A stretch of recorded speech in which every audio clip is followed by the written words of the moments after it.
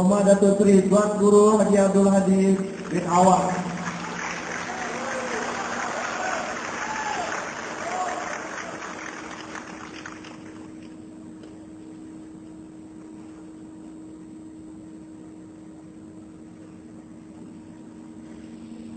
Assalamualaikum warahmatullahi wabarakatuh. Selamat sejahtera. Alhamdulillahirabbil alamin. Wal 'aqibatu lil muttaqin. Wa la 'udwana illa 'alal zalimin. Wassalatu wassalamu ala sayyidil mursalin. وعلى أنبياء الله والتابعين بإحسان إلى يوم الدين أما بعد. Yang dihormati Datuk Pengerusi, yang berhormat Datuk Seri Anwar Ibrahim, Ketua Umum Parti Keadilan Rakyat, merangkap Ketua Pembangkang Parlimen Malaysia,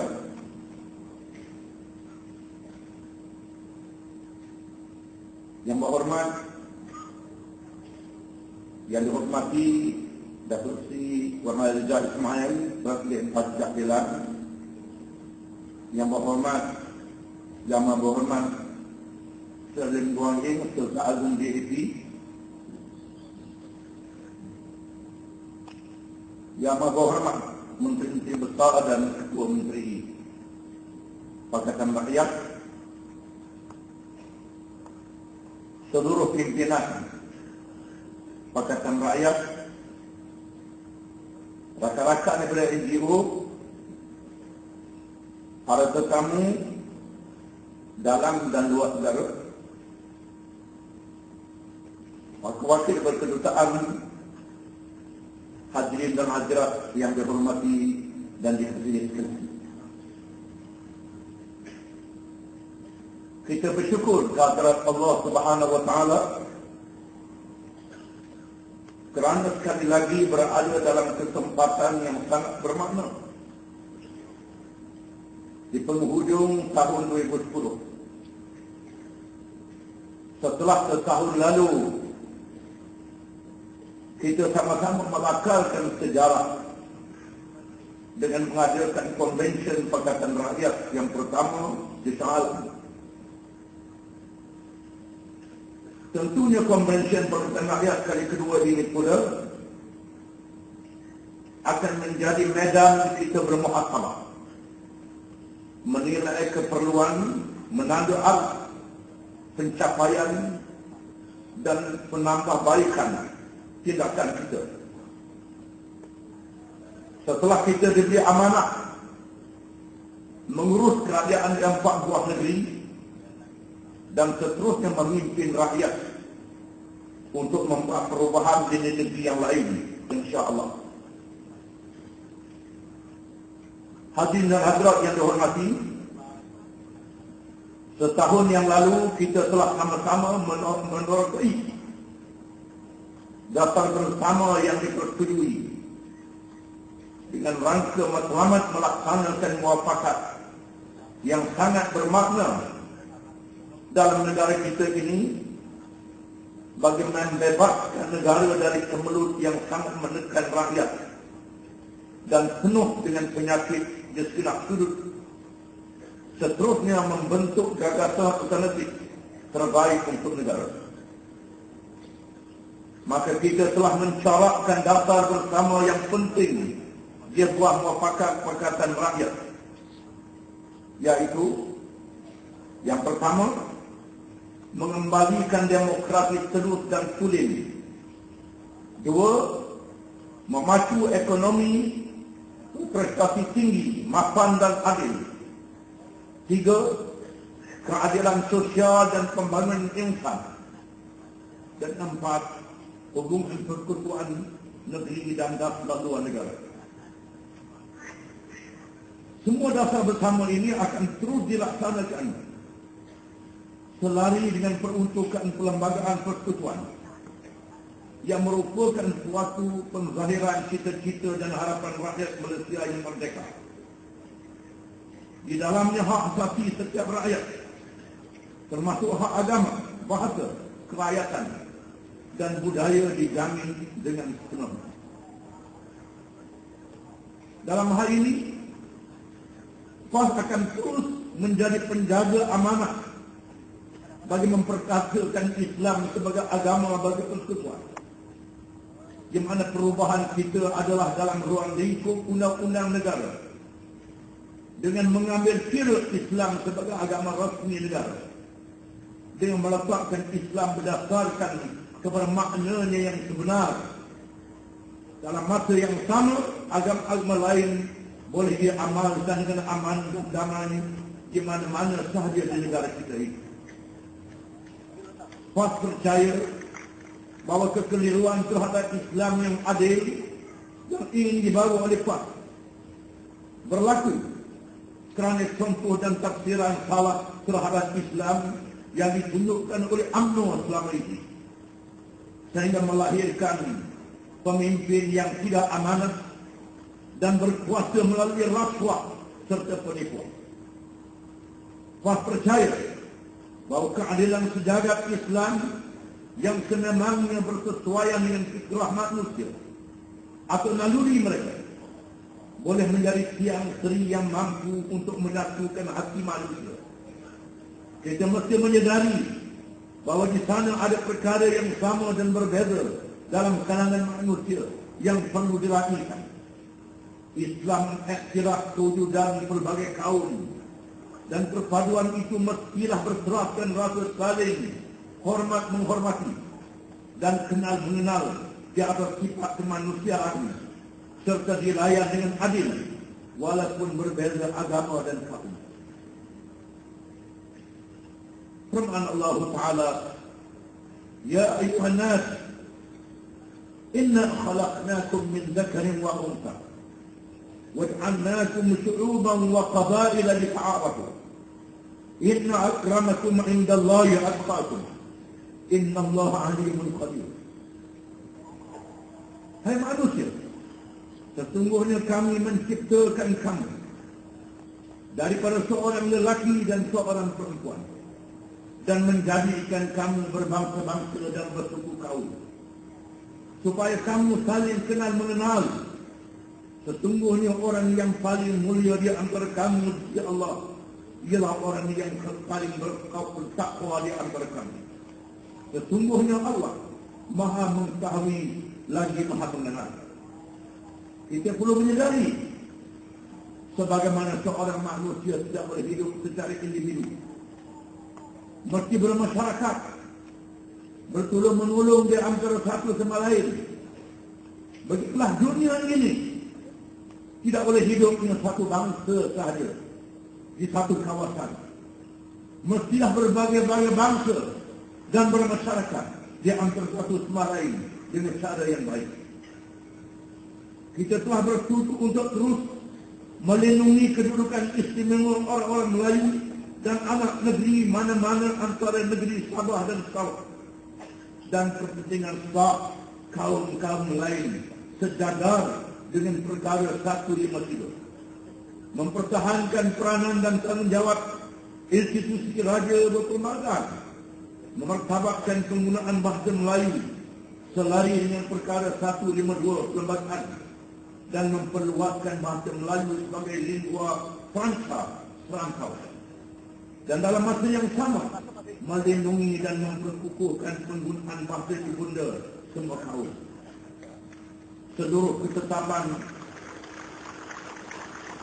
ketetapan yang sama-sama kita lakarkan dalam konvensyen yang lalu sebenarnya telah menjawab segala samuan jahat dari pihak musuh politik kita, bahawa kononnya Pakatan Rakyat adalah golongan yang tidak memahami perlembagaan dan akan menjual rakyat dengan harga yang murah. Hakikatnya mereka lah yang membeli rakyat setiap kali pilihan raya dengan harga yang murah. Hakikatnya Mereka lah yang sebenarnya tidak menghormati sanggap demokrasi berparlimen. Apabila dengan penuh keangkuhan telah menggunakan kuasa bagi menyingkirkan ahli parlimen kita dari parlimen Malaysia. Apa yang berlaku hingga kini ialah mereka takut untuk berhujah dan gagal memberikan apa-apa jawapan yang meyakinkan mengenai isu yang berkatakan. Mereka lah yang sebenarnya yang telah memberikan nama buruk negara ke pelosok dunia. Hadirin hadirat yang berhormat sekalian, selain dari itu kita juga menjadikan persidangan yang dihadiri oleh Yang Amat Berhormat Menteri-Menteri Besar dan Ketua Menteri, ahli Majlis Mesyuarat Kerajaan Negeri, agensi kerajaan negeri, semuanya dari Negeri Pakatan Rakyat pada 29 November lalu sebagai komitmen kita untuk menambah baik aspek ekonomi, sosial, politik dan pentadbiran kerajaan yang kita pimpin. Saya amat berharap agar segala buah fikiran dan perancangan yang begitu baik itu tidak menjadi bahan yang tinggal di atas kertas saja, tetapi diberikan kepahaman kepada pegawai pentadbiran kerajaan agar mereka memahami aspirasi kita dan seterusnya melaksanakannya. Hari ini juga kita berhimpun dengan pendekatan yang lebih bermakna bahawa kita ingin terus melakukan perubahan di atas prinsip tahaluf siasi yang menggariskan prinsip kebersamaan kita dengan menekankan persamaan untuk memerangi kezaliman, ketidakadilan serta rasuah tanpa menafikan asas pembentukan negara Malaysia dan struktur masyarakatnya. Pada hari ini juga kita menghasilkan satu dokumen kerja dan sasaran yang ingin kita capai dalam berbagai sudut. Cabaran terbesar kita nanti ialah bagaimana kita menerjemahkan perancangan ini ke dalam bentuk tindakan yang bukan sahaja dipahami oleh pelaksana yang terdiri daripada pegawai kerajaan di bawah Negeri Pakatan Rakyat, tetapi juga dipahami oleh rakyat yang berada di bawah kerajaan Pakatan Rakyat khususnya. Dan rakyat dalam negara kita ini umumnya, rakyatlah nanti yang akan menjadi hakim di atas kesungguhan dan komitmen kita untuk melaksanakan perubahan. Jangan kita sekali-kali membiarkan rakyat menghukum kita dalam pilihan raya umum yang akan datang nanti.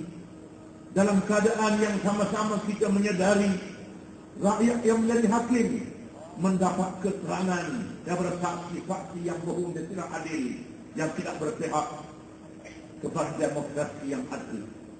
Kita juga sedar dan insaf bahawa perubahan menyeluruh yang diimpikan oleh gagasan Pakatan Rakyat tidak mudah dicapai, kerana kita berdepan dengan konsep federalisme sengsang yang dipegang oleh kerajaan pusat, pimpinan Barisan Nasional yang tidak lagi menghormati pilihan yang dibuat oleh rakyat dalam negeri yang telah memilih Pakatan Rakyat. Selain dari itu, kita juga berdepan dengan kekangan pentadbiran yang sudah membara selama puluhan tahun di bawah kerajaan Barisan Nasional. Dalam masa yang sama, kita juga dibelenggu dengan kelemahan diri sendiri apabila ada di antara kita yang mula hilang tumpuan setelah kita mula diserang dari segenap penjuru oleh kerajaan pimpinan Barisan Nasional ini. Kadang-kadang kita berhadapan dengan perbezaan pandangan dan pendekatan untuk menyelesaikan masalah, dan di sinilah cabaran terbesar kita yang perlu dirungkaikan supaya kita menjadi gagasan terbaik untuk negara ini. Saya menyeru kepada semua para hadirin yang menjadi petugas kepada perubahan dalam negara kita ini, supaya kita tidak sekali-kali tersasar dari tujuan kita untuk melakukan perubahan menyeluruh yang bermakna kepada generasi yang akan datang. Dengan perasaan penuh keikhlasan, kita menyadari akan kelemahan-kelemahan ini, tetapi kita bukanlah seperti komponen musuh yang saling bercakaran sesama sendiri, lalu bertindak menyembunyikan masalah mereka sehingga ianya menjadi seperti api dalam sekam yang menunggu masa untuk menjahanamkan negara kita yang tercinta ini. Inilah bezanya pakatan kita dengan mereka, di mana kita berani untuk berdepan, berbincang, berbahas semuanya dalam semangat yang sulit bagi menyelesaikan sebarang masalah yang timbul dalam gagasan kita ini. Inilah yang ingin kita sampaikan kepada rakyat. Perlu kita ingat bahawa perkataan kita ini bukan sahaja bergerak untuk menafikan kekebalan pemerintahan Barisan Nasional semata-mata, tetapi adalah untuk melaksanakan perubahan yang adil, di mana keharmonian dan keupayaan masyarakat memahaminya dijadikan terang dalam perubahan dalam negara kita ini. Hadirin dan hadirat yang dirahmati sekalian, marilah sama-sama kita bermuhasabah akan pencapaian kita setelah diberi tanggungjawab melaksanakan amanah pemerintahan di negeri-negeri Pakatan Rakyat, menilai dengan penuh kejujuran akan kelemahan dasar dan pelaksanaan. Kita mencelakkan mata telinga kita seluas-luasnya dan berlapang dada dengan kritikan rakyat, seterusnya melakukan rombakan pentadbiran dan perubahan menyeluruh apabila dipikirkan perlu. Berdasarkan maklumat kelemahan kita ini, maka kita perlu bangkit kembali dengan terus melaksanakan penambahbaikan dalam pemerintahan kita dan mengemaskan yang terpati di negeri yang belum bersama kita. Pas ingin menyatakan bahawa dosa yang ingin kita laksanakan dalam negeri di Pakatan Rakyat perlulah bertitik tolak dari pemahaman bahawa yang pertama, kita membaiki kerosakan yang ada dalam negara kita. Yang kedua, kita ingin meletakkan negara dan negeri di atas dasar yang sepenuhnya. Tiga, semuanya dilaksanakan dengan semangat dalam perkara yang menjadi dasar bersama kita. Tetapi kita tiada masa yang panjang untuk melakukan semua ini, kerana musuh akan sentiasa mencari jalan untuk meruntuhkan negeri di bawah Pakatan Rakyat yang telah kita sama-sama bina. Negeri yang sama-sama kita bina ini pula tidak akan memberikan sebarang makna dalam politik baru negara kita sekiranya kita gagal menunjukkan kaedah pemerintahan yang jauh lebih baik dari negeri yang diperintah oleh Barisan Nasional. Pemerintahan yang lebih baik yang ingin kita capai ialah bukan hanya berkaitan dengan pencapaian ekonomi semata-mata, dan juga bukan hanya mengenai dasar perindustrian serta pelaburan sahaja, kerana kita juga tidak mahu melahirkan masyarakat yang hanya melihat pembangunan material yang berselerakan di kiri kanan persekitaran mereka, dan dalam masa yang sama jiwa mereka kosong sehingga melahirkan berbagai penyakit kemanusiaan dalam masyarakat kita ini. Apa yang kita mahu, bahawa kita perlulah juga menumpukan kepada kesejahteraan spiritual dan akhlak serta pembangunan rohani yang dihubungkan dengan pegangan agama yang mampu untuk memandu kehidupan rakyat di bawah jalan kita. Indeks kesejahteraan yang ingin rakyat, indeks kesejahteraan yang ingin kita capai perlu mengambil kira persekitaran masyarakat beragama, berbagai kaum dan pahaman yang wujud dalam negara kita ini. Apatah lagi, ianya mungkin berbeza dengan pentafsiran kesejahteraan di negara-negara lain. Kita inginkan kerukunan sebuah keluarga yang mampu untuk berdepan dengan sisi moral dan akhlak yang semakin berleluasa di zaman yang serba moden ini. Dalam melaksanakan dasar dalam negeri yang kita perintah Pakatan Rakyat secara bersama, secara kolektif, maka penting juga kita berhati-hati dengan cuba lebih memahami betapa pentingnya bagi setiap parti untuk menguruskan sensitiviti masyarakat tanpa perlu untuk kita menongkak kepercayaan agama dan budaya setiap kaum di negara ini. Jangan pula kita untung secupak tetapi rugi segantang dalam perkembangan kita. Kegagalan untuk memahami perkara atas ini akan membuka ruang kepada Barisan Nasional untuk menyebarkan ke ayah mereka menerusi media massa yang dikawal oleh mereka.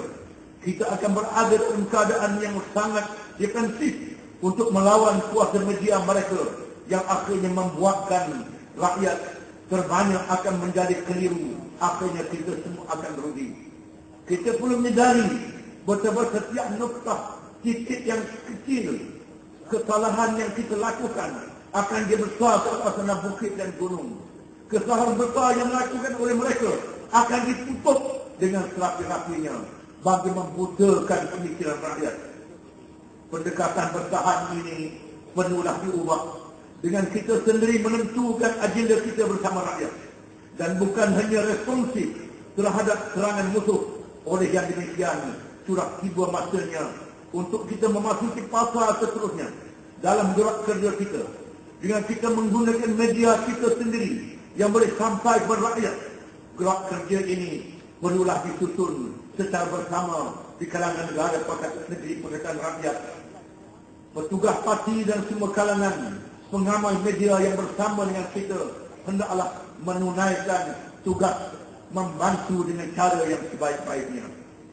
Hadirin hadirat yang dihormati sekalian, belum pun kita sempat melaksanakan amanah dengan sempurna.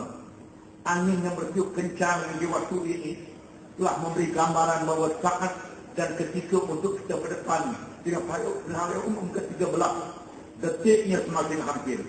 Suasana seperti ini dizahirkan oleh pemimpin utama Barisan Nasional bahawa mereka merasakan semakin selesa dan kewenangan rakyat akan kembali bersama mereka. Kepada mereka, marilah kita pertegaskan pada hari ini bahawa kita bukan sahaja komited untuk mempertahankan keadaan pakatan rakyat di 4 buah negeri ini, tetapi kita akan bangkit untuk merubah kedudukan percaturan politik yang menjadi dominasi Barisan Nasional selama ini, insyaAllah.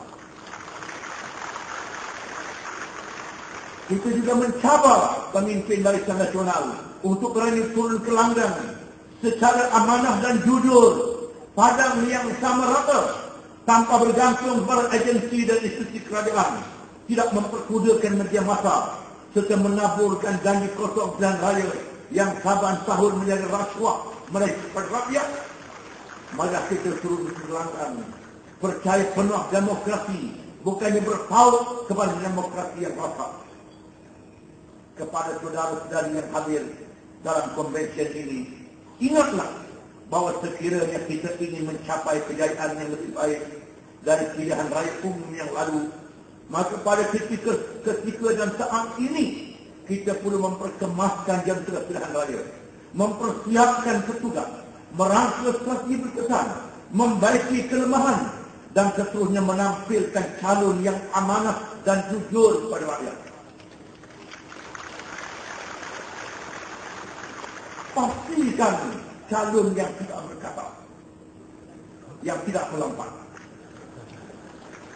Hadirin dan hadirat yang dihormati sekalian, akhirnya saya ingin mengucapkan harap kepada seluruh saudara konvensyen, pimpinan Pakatan Rakyat, para perwakilan pemerhati dan rakyat yang bersama kita di merata tempat, serta sekalian terima kasih kepada Tuan Rumah Konvensyen yang mendayakan perhimpunan yang bersejarah ini, Negeri Pulau Pinang. Dan pada juga saya ingin menyampaikan salam yang berhormat Tuan Guru Musyi'am Datuk Ni Aziz Nikmat yang tidak kesempatan untuk hadir bersama kita pada hari ini, tetapi hatinya bersama dengan kita. Mudah-mudahan konvensyen sekali kedua ini mampu untuk mencapai objektif yang diciptakan oleh kita bersama. Sekian terima kasih. Wabillahi taufiq wal hidayah. Wassalamualaikum warahmatullahi wabarakatuh. Satu tepukan gemuruh kepada Presiden Satu Yang berhormat Datuk Seri Tuan Guru Haji Abdul Hamid bin Awang.